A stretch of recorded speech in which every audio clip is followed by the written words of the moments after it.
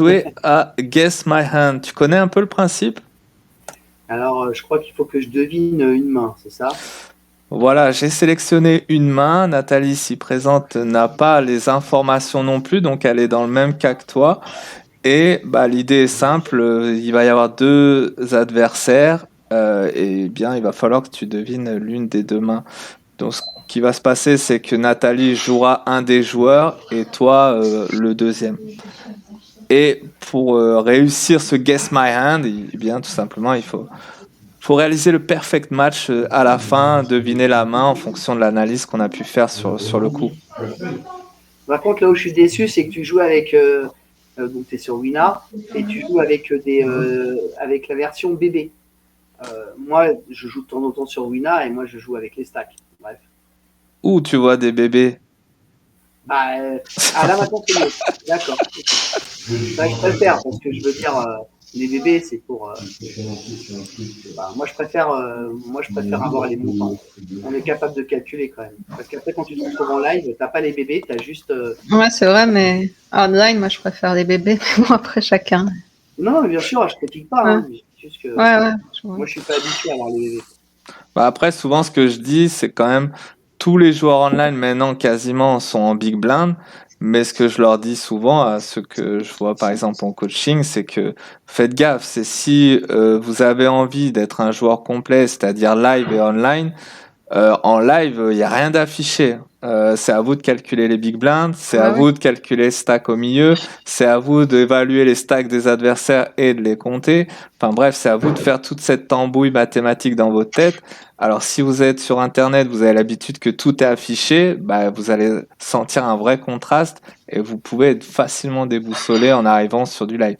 Après, ce concept Exactement. gymnastique assez facile mathématiques, bon, en soi, au moins, ça facilite tous les calculs, tout est affiché en jouant Big Ouais, Blind. mais souvent online, tu sais, t'as plusieurs tables. Donc, en fait, le fait de mettre en bébé en live, t'as plus de temps pour faire tous tes calculs. Quand t'es en C'est juste. online, t'as plein de tables. Du coup, c'est C'est C'est vrai. ça. Mais après, c'est ça ça. peut justement, pareil, quand on a les Big Blinds calculés et qu'on joue plusieurs tournois, du coup, online, en multitable, et qu'on a des tournois qui ne démarrent pas au même moment, bah, des fois, on a 100 bébés deep sur un début de tournoi et de l'autre côté, on a 20 bébés deep. Mais si on fait pas gaffe à l'average du tournoi, on peut se sentir bien à 100 et pas top à 20, alors qu'en vrai, avec 100 blindes, le tournoi vient de commencer, on avait 200 blindes, ça veut dire qu'on on n'est pas du tout à l'average. Et de l'autre côté, avec 20 blindes, peut-être que le tournoi est bien avancé, l'average est à 15 blindes. Et en fait, on est bien, donc faut faire gaffe aussi, en fait, à tout ça. Mais bon, que ce soit en stack, Mm. c'est pareil, vous allez me dire. Bon, c'est vrai. Après, moi, je privilégie plus le montant des tables que le nombre de tables. Mais après, Aussi, c'est que la mon avis. Hein. qualité. Ouais, parce que du coup, je peux faire beaucoup plus de profiling. Tandis que quand on joue en Ouais, bien sûr. multi-table, Mm. on joue les positions, on joue plein de choses. Mais en fin de compte, il n'y a pas le profiling de. Là, au moins, moi, je préfère jouer des grosses tables, que ce soit en cash game. De temps en temps, je joue online. Mais quand je joue online, je joue plutôt sur des grosses tables. Et je joue que sur une seule table, voire deux tables. Donc là, je peux bien profiler tous les historiques, voir Mais tu veux dire des grosses tables, des gros buy-in? Voilà. Ah, Je ok. vais plutôt privilégier D'accord. plutôt la qualité que la quantité, quoi. Ok. Donc, par exemple, quand je joue en cash, je vais jouer en NL1000, par exemple, ou des choses comme ça, ou je préfère faire ça que de jouer à 5 tables en NL200, par exemple. Ouais. Après. Parce que j'ai l'impression que mon edge est beaucoup plus important, le fait que justement, j'ai l'historique de tout le monde. Quelqu'un qui apprend à bad beat, juste la main d'après, il relance, il peut être censé être énervé, et ainsi de suite, que c'est des choses qu'on n'a Ouais, pas. t'as toutes les infos. Ouais, c'est Après, plus c'est une facile. question de philosophie de jeu. Moi, j'ai toujours fonctionné comme ça. Sur Unibet, j'étais le plus gros gagnant français et je multipliais pas. Simplement, je jouais à des gros montants. Donc, je pensais que c'est là où je jouais mon meilleur jeu. Et multitablé, c'est pas toujours facile. Donc, c'est pour ça, entre autres, que pour moi, je joue avec des stacks et non pas des bébés. Maintenant, je peux Ouais. comprendre quand on est multitable, utiliser plutôt le système de bébé, ça me paraît plus logique. Ouais. Ok, donc effectivement, il va falloir guess my hand, deviner la main en question. On est sur un tournoi, donc c'est le même tournoi que la semaine dernière, c'est un day 2, ok, c'est un gros buy-in quand même sur Internet, je crois que c'était un 125 euros, qui fait partie quand même des gros buy-in hein, quand on joue online. On est sur un day 2 déjà, donc forcément le tournoi a bien avancé. Et on est au début du Day 2, comme on peut voir à droite, on est à la 20e main seulement du Day 2, donc on découvre un peu les joueurs à notre table. C'est du Ah, donc c'est la suite en fait de la dernière fois. C'est la suite, si tu te rappelles, il y a Ouais, de Untouchable, je me souviens. Effectivement, et par contre, celui qui était en haut a visiblement perdu, je crois. Ouais, je pense. Et voilà, on est 6 max, il n'y a pas de knockout et let's go. Ok, donc Valet 3 off, ici, on a trouvé un fold difficile, mais on a foldé quand même. On a un open de Tiamo Peru de 2x, hein, donc 2x, blind 1000-2000 en T240, 4000 chez notre ami Tiamo Peru. Et on va avoir Untouchable qui va défendre sa blinde. Donc jusque-là, assez classique. Est-ce que peut-être, Nathalie, tu peux déjà peut-être mettre des ranges de main sur les deux protagonistes? Bah forcément, Tia Mopero, il a quand même, il ouvre assez early quand même si bon, on est en 6 max là, donc c'est un peu plus wild, mais quand même une range où il ouvre un peu plus tight par rapport à Untouchable qui lui en bébé va défendre quand même beaucoup de mains pour jouer son équité, donc déjà une range plus tight chez UTG1 que chez bébé, quoi. Yes. Et toi, Nicolas, par exemple, t'open quel genre de main quand t'es UTG plus 1 comme ça, même si c'est du 6 max en début de parole, tu peux open tout ou t'as quand même une sélection qui se fait déjà? Ouais, il y a quand même une sélection qui se fait maintenant. La seule chose, c'est que là, on n'a pas l'historique, ne serait-ce que les profils des 20 premières mains, tu vois. Moi, quand je joue sur Internet, donc je mets le tracker de Winamax, ça me donne quand même déjà un petit aperçu. Est-ce que le mec, il open 90% des mains ou est-ce qu'il open que 30% des mains sur les premières 20 mains, tu vois. Donc là, on peut dire qu'il a de la crédibilité éventuellement parce que il est donc UTG plus 1. Et l'autre qui défend, bon, pour l'instant, moi, clairement, j'ai aucune info, parce que l'autre peut très bien défendre avec n'importe quelle main. Il y a des mecs qui défendent toute leur big blind. Ouais, Nito. Donc, j'ai aucune info. Et sur le mec sur le mec qui relance UTG plus 1, je peux au départ lui laisser du crédit. En termes de légitimité, ça peut être As-9+, petite paire, Dame, Roi Valet, Roi 10. Pour l'instant, c'est un peu compliqué de pouvoir déterminer un range de main. Yes, pour faire peut-être justement un petit profiling Untouchable sur les 20 mains, on avait déjà noté au bout de 11 mains qu'il était assez actif. Il avait déjà 3 bêtes pour fold sur un 4 bet, il avait défendu ses big blind, il avait déjà open au bouton, en position. D'ailleurs, le coup de la semaine dernière, c'est lui qui était aussi dedans. Bon, après, il avait une main ok, parce qu'il avait As-Dame qu'il a défendu de mémoire en Big Blind, peut-être, je sais plus aussi. Donc voilà, Untouchable joue quand même. On va pas le classer, en tout cas dans la catégorie, ni en tout cas sur ce début de tournoi, sur ses 20 premières mains, il est plutôt actif. Après, pour Tiamo Peru, j'ai moins noté d'infos et il faudrait que je les récupère pour la prochaine fois. Mais de souvenir, il a pas trop bougé en stack, donc il y avait pas de joueur fantasque, on va dire. On est quand même sur un début d'un day 2. Il y a à peu près de mémoire 40 000, 50 000 euros la gagne. Donc voilà, on est assez sérieux, je pense, sur ce day 2. Et là, sur les joueurs qu'on a ici, c'est plutôt ok. Donc je pense qu'il faut se concentrer sur des mains, on va dire standard, mais des fois on peut être surpris sans vouloir mettre de pistes sur la main. Ok, donc pour l'instant on en est à cette analyse assez simple et on flop 10, 8, 4 avec un petit flush draw à carreau. Et là on a un check d'untouchable. Ce que je propose c'est que Nico, tu seras Tiamo Peru. Donc tu vas devoir deviner la main de Tiamo Peru et Nathalie Untouchable comme la semaine dernière. Ouais. Du coup, Nico open C-bet 6000 dans 10 000. Et là, on a un petit check raise chez Nathalie. Donc là, déjà, si vous pouvez faire un petit peu Nathalie, si tu peux maintenant re-analyser cette main avec l'action. Ouais, bah après, le c-bet de Tiamo Peru, ça montre quand même qu'il peut avoir over par-dessus, il peut aussi avoir un 10 bien kické, il peut avoir brelan, parce qu'il y a des tirages un peu dans tous les sens. Par contre, ça touche pas mal la range quand même de bébé, donc je pense qu'il est assez strong pour mettre ce sizing quand même. Et le raise de bébé, je pense que c'est quand même un flop aussi qui a pas mal touché sa range. Du coup, ça se précise un peu sur la main qu'il peut avoir, même si bon, j'ai pas encore toutes les infos, mais. Et du coup, Nicolas, toi, par exemple, donc là, en Open Tiamo Peru, défense Big Blind, pour l'instant classique pré-flop. Là, on a un check raise d'untouchable. Tu mets les joueurs à peu près sur quel genre de main dans ce genre de situation, toi? Alors donc moi je représente donc team quoi, team et Pérou, c'est ça? Enfin, Ouais, tu peux analyser les deux. t'es la Team Ok. Peru, mais tu peux, Alors ouais, team et tu peux. Pérou de toute façon il va open 95% s'il relance UTG plus 1, quel que soit le flop quasiment il va open. Donc déjà lui il peut très bien même avoir As-Valet, As-Dame, As-Roi même il le fera.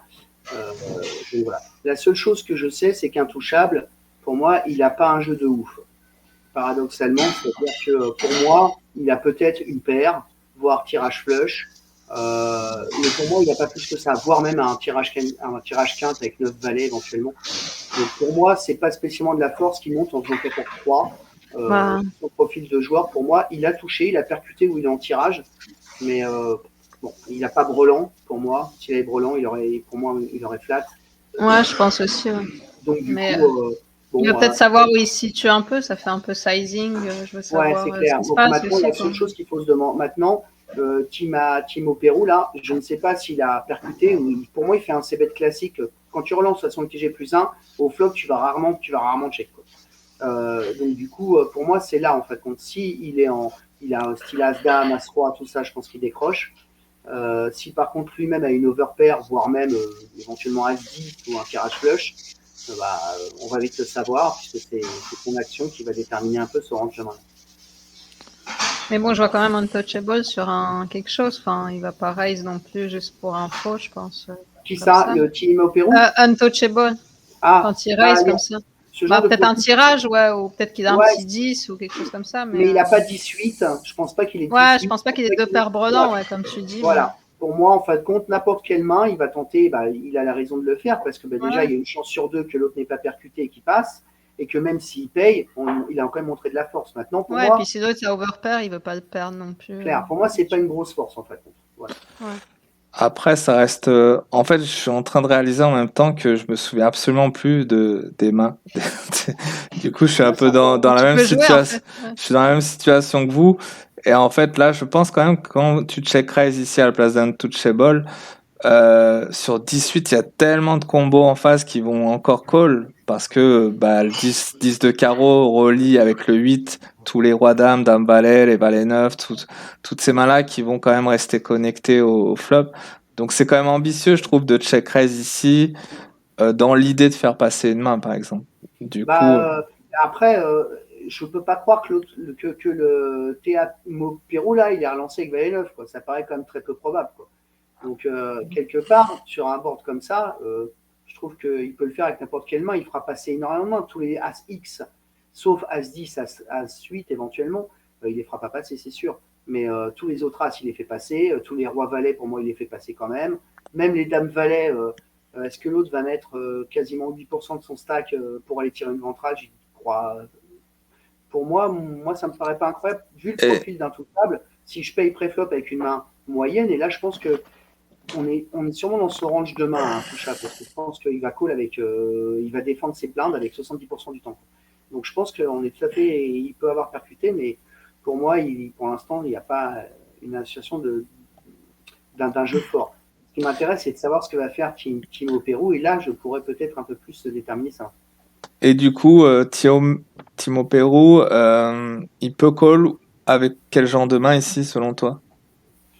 Alors, juste le call, de façon crédible, on va dire. Il peut faire, allez, je dirais paire de 9, As-8, As-10, même Valet-Dame, Valet-Dame, peut-être avec un des deux carreaux pour avoir un runner carreau. Et puis voilà, c'est tout, je pense. Il peut encore call des overs aussi, quoi. Ah non, mais deux overs, c'est pas la même chose. Ouais. Moi, des overs à sa place, je colle pas. Ah, ok. Voilà. Si j'ai une over, deux valets, de dame, de roi, deux as. Non, mais over, je veux dire 2 overcards. Je sais pas, As-Valet, tu Non, moi vois, je paye As-Dame. pas. Moi, je perso, Ça je paye dépend pas s'il a un parce que carreau. j'engage 8% de mon stack. Et en plus de ça, imagine j'ai As-Dame ou As-Valet ou As-Roi.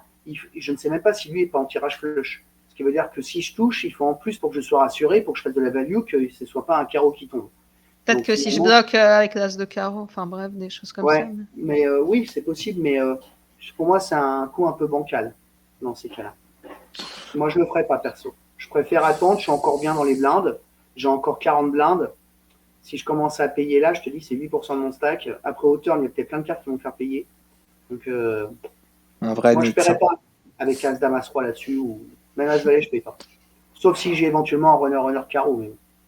Pour tous ceux qui vont à l'arena, notez pour le cash game, on sait jamais. Je le passerai en début de conférence. Ok, Tiamo Peru, call. 18-4, on a un call, donc check raise d'Untouchable, qui, on l'a dit, était assez actif sur les 20 premières mains de ce Day 2. Tiamo Peru était un peu plus soft, mais donc là, il call quand même pour dévoiler un joli 2 de carreau qui fait entrer la couleur. Que va-t-il se passer selon vous? Parce que là, normalement, on est déjà au turn. Vous avez sans doute défini plus ou moins une range de main qui se précise. Avec quel genre de main maintenant un touchable va miser ou va checker, par exemple? Moi, je vois plus de flush pas chez Untouchable, en fait. Parce qu'il a pu raise un peu ses tirages. Donc, je pense qu'il a intérêt à continuer. Enfin, je miserais à sa place, quand même. À la turn. Bim!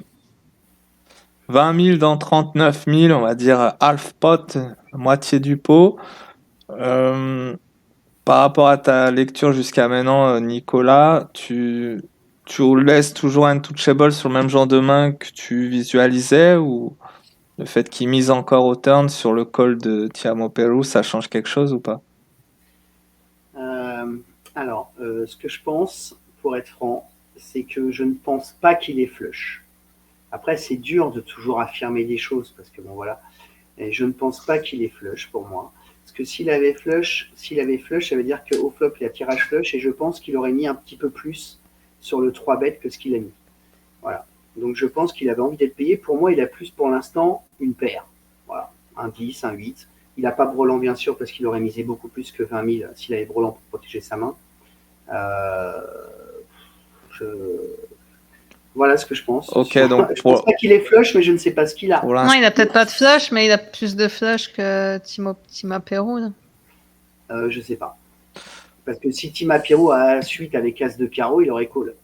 Peut-être même avec As 4, avec l'As de carreau. Bon, après, ce qu'il aura lancé avec G plus 1 et As 4, c'est pas dit non plus.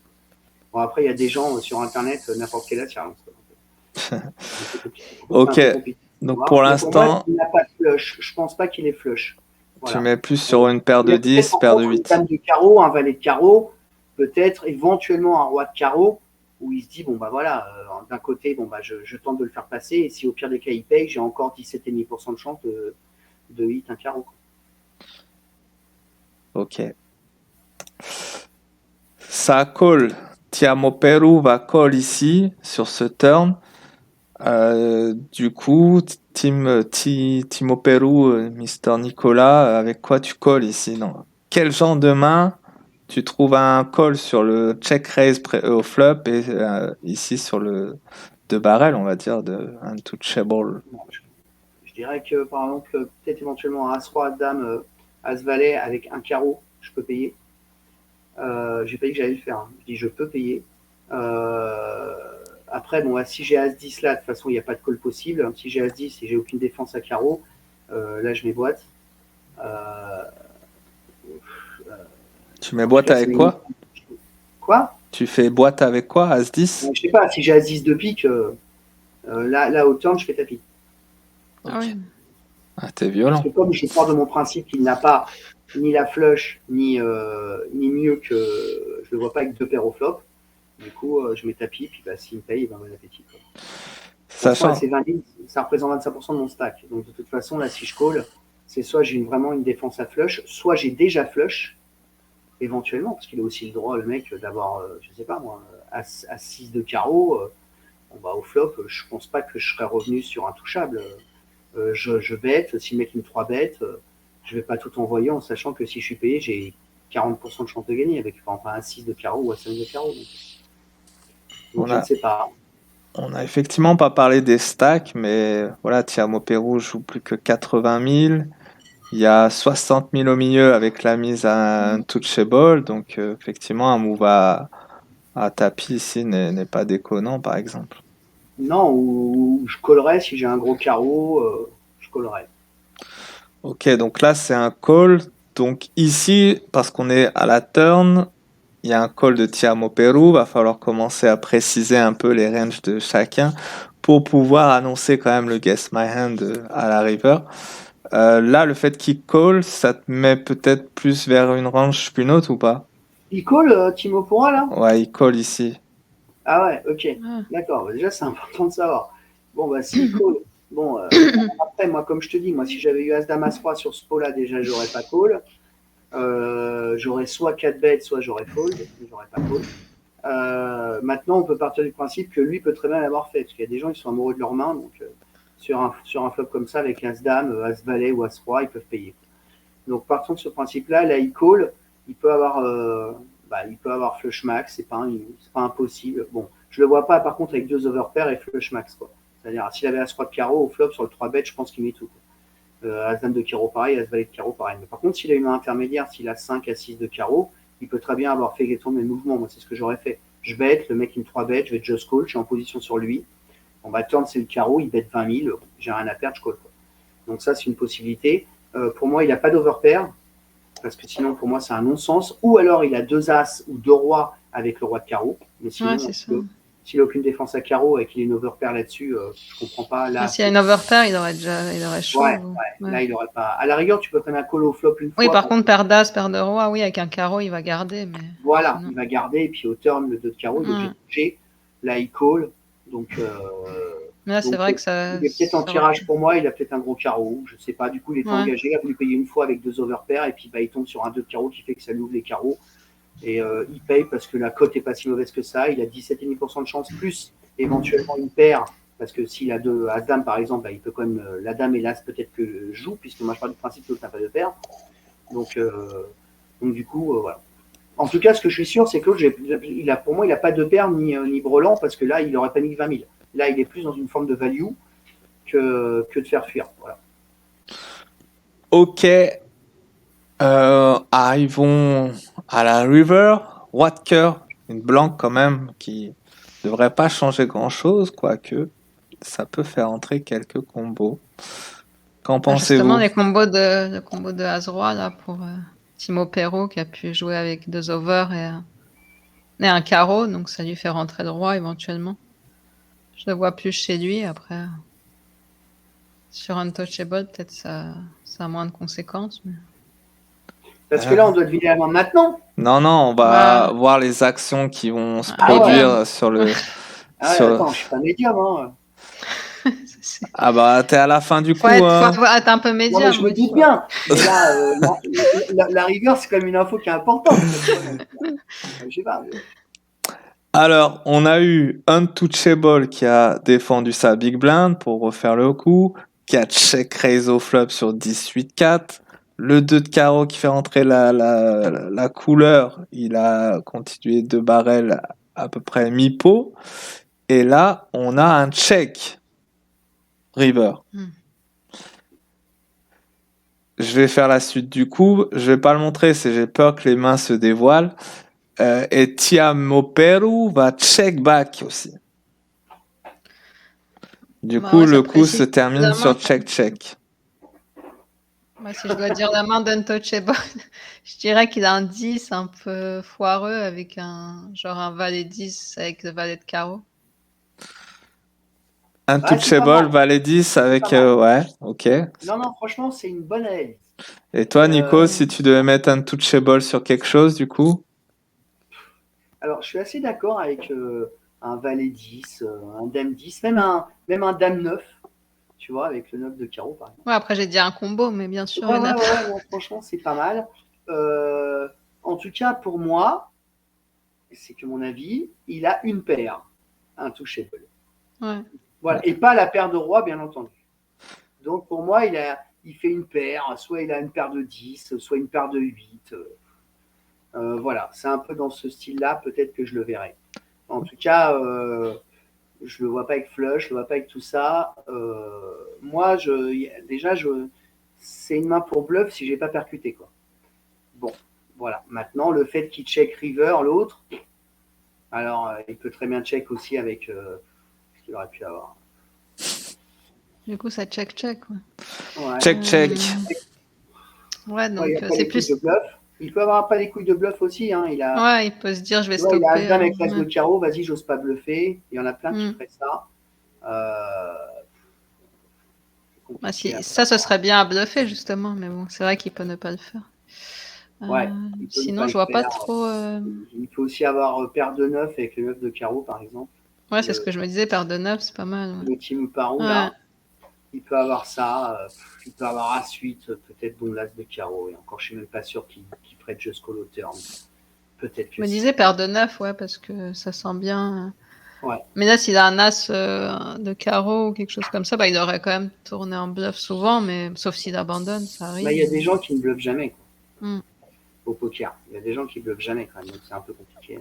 Mais là, si on devait être plus précis, tu le mets sur quoi? C'est chaud pour l'histoire.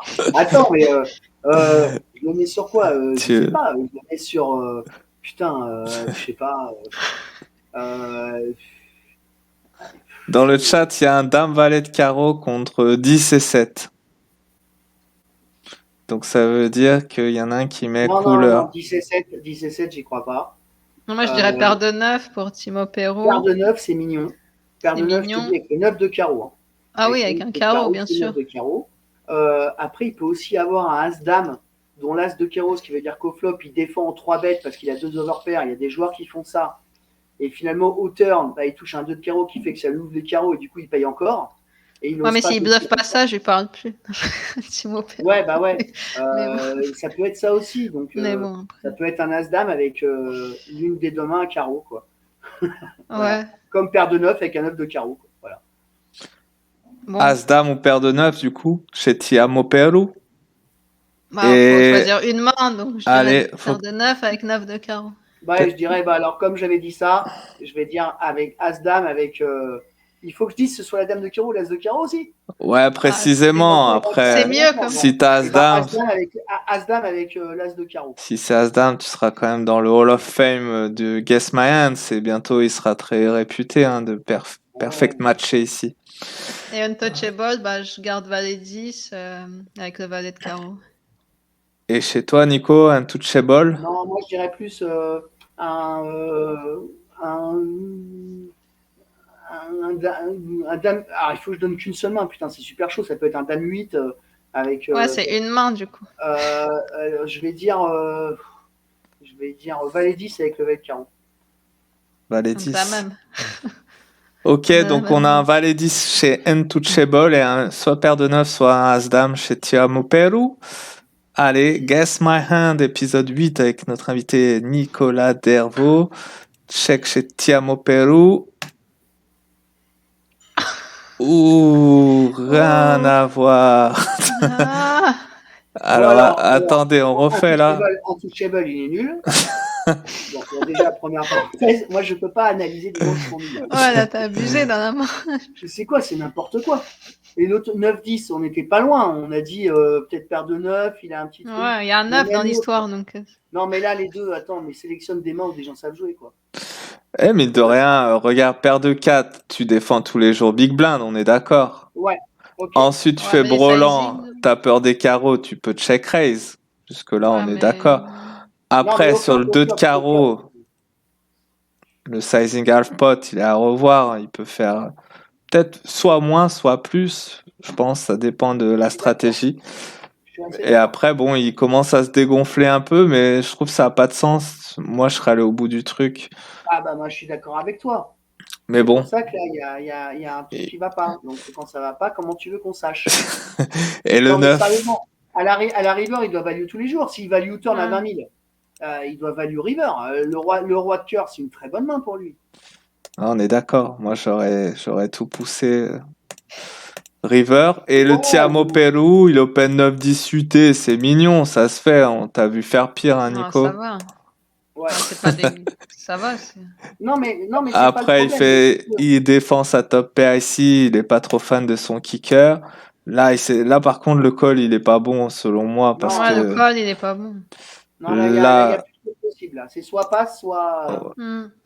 soit là, en je suis relance. pas fan parce que déjà le kicker, tu trembles un peu et en plus t'as pas de carreau et un une quatrième qui doit tomber. Tu vas prendre ta piste sûrement dans la bouche, River. Non, ici, ça aurait été un fold, clairement. Et puis voilà, check back. Là, il pense qu'il a finalement la gagne et non.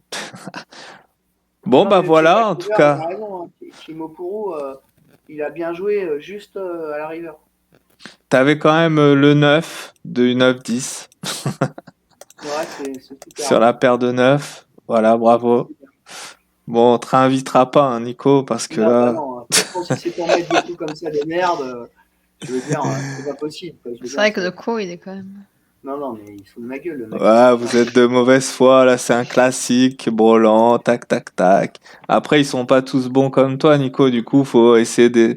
Regarde, quand tu joues en cash game à l'Arena, tu peux pas réfléchir comme un bon joueur, tu dois réfléchir Ah non, mais c'est pas comme un un... problème. Tu as complètement raison dans ton analyse. Mais Et simplement, attends, hein.